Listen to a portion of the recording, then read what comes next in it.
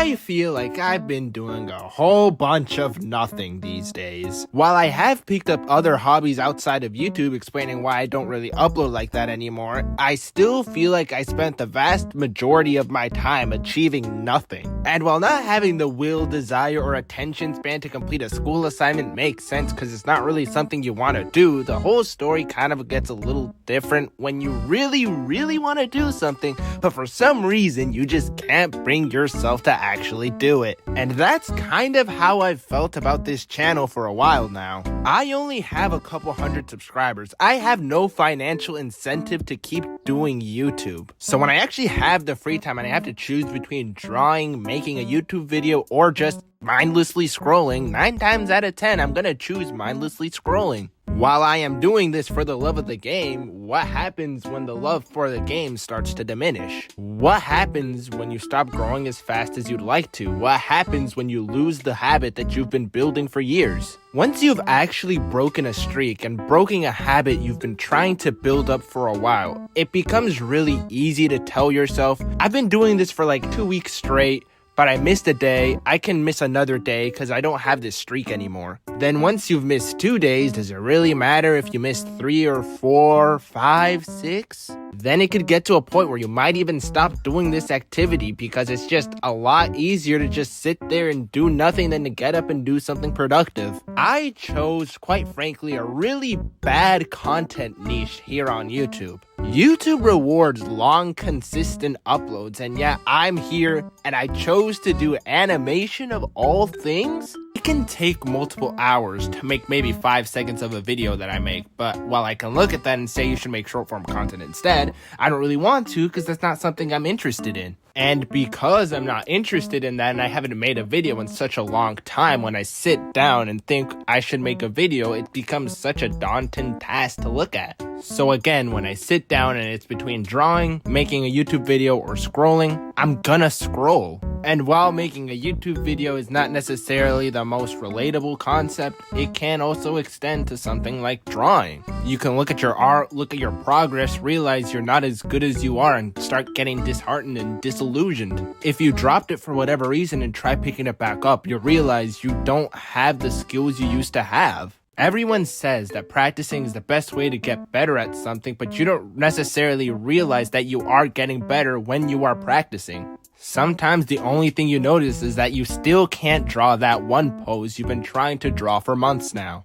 I've been trying to make a proper animated video for about a year now, but I just haven't been able to bring myself to do it. You can say that it's just a mismanagement of priorities, as I have been repeating that when given the option, I choose to scroll. But the thing is, I choose to scroll because I have consistently been trying and failing to make a video for about a year now. I recorded about 2 hours worth of content that I was fully intending on making a video, but then ended up scrapping.